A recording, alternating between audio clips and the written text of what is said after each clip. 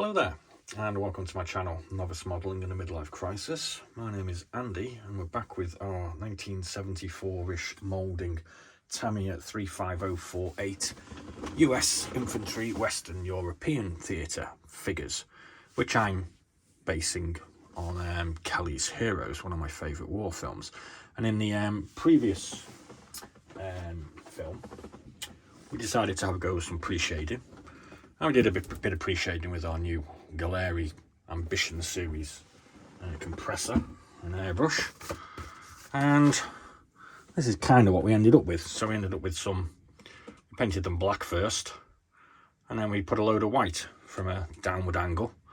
There was a little bit of farting around after the last video, and we touched a bit up and we put a bit more on and we played around, and we kind of got to something that we thought was kind of okay.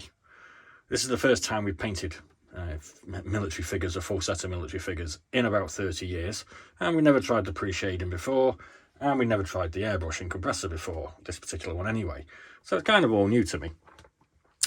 So what we've done is we've painted up some of the top jackets of some of the figures. And we've done this not based on the colour recommendations here. What we've done is we've gone to the historical record of Kelly's Heroes, and we try to represent the uniforms as per presented there. Now, whether the colours are accurate due to sort of film colour saturation, or whether the equipment issued was actually ex-military issue that was, sort of not particularly historically accurate, or whether there were some colour changes down to the director or the costume designer, I ain't got a clue. But these are the colours that I'm decided to paint them in. We've also kind of had a look at a few other kits that we've got to try and get a bit of information. And we pulled out this Willies MB Jeep, and we kind of painted the instructions as per the figure there. In what colours is dark earth for the trousers, khaki for the belt, XF60 dark yellow for the jacket, and olive drab for the helmet. And these are completely different to this Tamiya one here. I'm kind of thinking that this might be Mediterranean theatre because of the lighter sort of colour variation. So I'm not sticking to any colours, I'm just painting this up as I feel like it, almost. So I've got myself a little colour palette here. I've got to be honest with you, the colour of the jackets that the Kelly's Heroes platoon mostly seems to be a sort of variation of this deep green, which I don't like. So I've decided to go with... what did I go with? XF58 on their jackets, which is olive green. And two of them, as you can see, have got the dark yellow XF60, being Cowboy and Little Joe, because in the film they do appear to be wearing a jacket of that sort of colouring. So what we're going to be doing now is we're going to be painting the trousers up anyway. And for this, I am using XF62 olive drab, as underneath their combat jackets, all of the platoons seem to be wearing the same basic uniform. And the closest colour I can get to that, I think, is the XF62. It all looks like quite a nice new uniform when you see it, and their over jackets seem to be a bit tired and old. So whether they've been issued with some new gear when they got back behind the lines, I don't know. So that's the one we're going to be using. We mixed probably way too much of it with a load of X20 Tamiya thinners.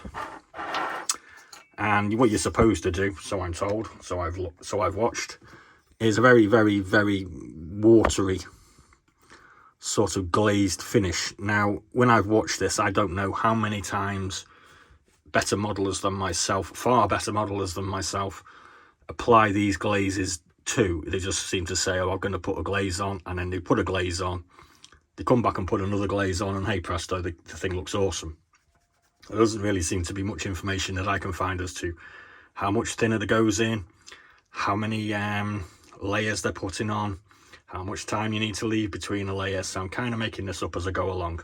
So it might turn out to be a complete and utter balls up. But I think, so far, the jackets are not looking that bad.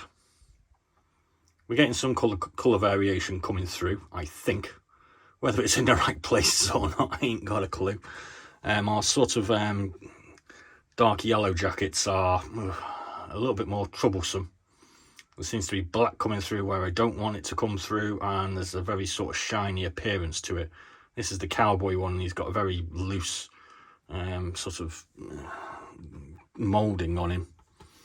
And this is the Little Joe one, and it's kind of, I don't know, I'm kind of happy with the green ones, but they do appear to be wearing jackets that colour, so they're the jackets they're having. So I'm going to be just throwing some paint at the trousers of these. I'm going to zoom you in. Please do bear in mind that this is kind of difficult to do when you're trying to keep it on camera as well. I ain't never painted figures on camera before. A couple of times I have done it, so there you go. So I mean, as you can probably see, it's going on very watery, and a lot of the darker shades are coming through, which I think is intentional. But obviously you have to apply many layers.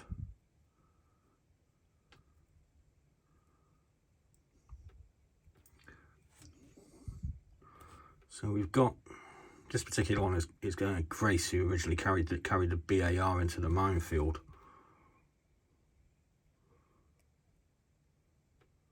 So that is kind of what it's been looking like on the other ones as well. And you just play around with it, I feel, until you get the sort of colour that you want. It is worth pointing out that a lot of more professional painters use one of these, which is an army, well, it's a wet palette basically. Mine's an army painter one because that's the one I bought, and I've had this for a year, and I've actually only opened it today. I watched a video on it and I went, oh, I know I can't be bothered using that. I'm trying to learn too many things at once here, so I'll get onto that on another day. So we'll try this leg on this guy here, which is Little Joe.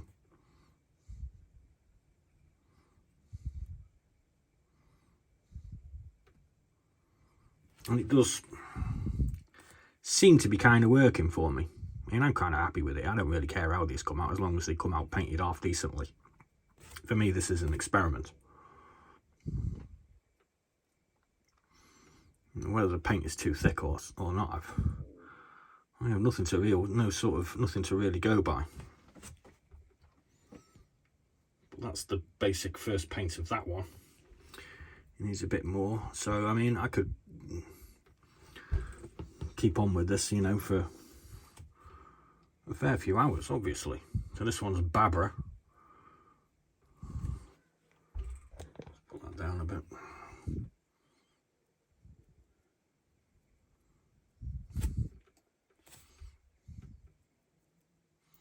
I mean, I do feel I'm getting possibly too much paint here, and I am probably using a brush that's probably too big, but I'm really not au fait with using the small brushes very much yet.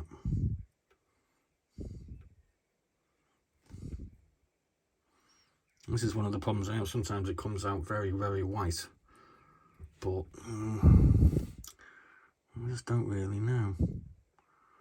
So that's that guy's leg. So you can see it's got a lot of the black showing through, but obviously the more layers of this, what do they call it? Glaze. This glaze that you put on,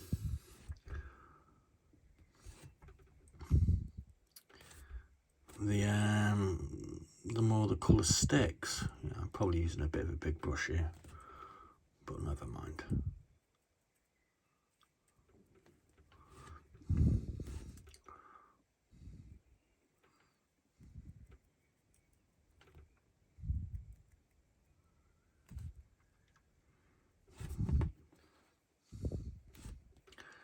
And yeah, I should be wearing gloves, but I hate wearing gloves. It's too damn hot. It's too damn warm in the model making cupboard. I can't turn the fan on because it makes a noise, and that'd annoy you. So that's that one. Let's do Cowboy. No, let's do Kelly. He's the star of the show, isn't he? Let's do one of his legs. Too much paint.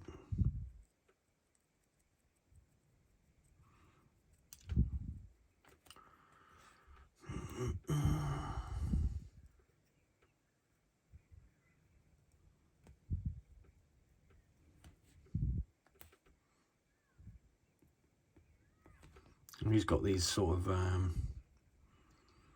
gaiters on, which they don't wear in the film, but so what? I'll decide what to do about that at a later point.